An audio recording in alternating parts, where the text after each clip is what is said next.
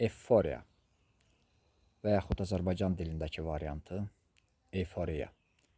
İnsan üçün xüsusilə təhlükəli psixoloji durum.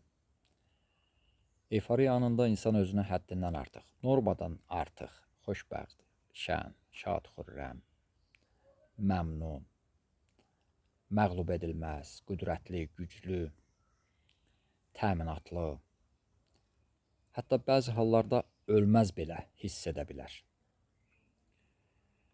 Və euforiya ən çox yeniyetmə və gənclərlə baş verir. Euforiyanın baş vermə səbəbləri, anları, məkanları müxtəlif ola bilər. Amma təəssüflər olsun ki, nəticələr əksər hallarda onu yaşayan insanlar üçün, ona yenik düşən insanlar üçün acınacaqlı olur. Məsələn, dənizdə çimərkən, üzərkən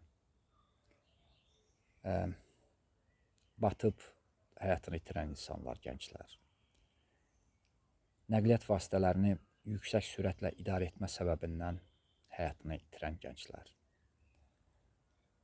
və s. və ilə axır. Və məncə bu səbəbdən euforiyanın xüsusi bir psixoloji durum olaraq yeniyetmələrə, gənclərə öyrədilməsi çox vacibdir. Bununla bağlı çox danışmaq olar, amma bugün və ümumiyyətlə son aylarda sosial şəbəkələrdə, kütləvi informasiya vasitələrində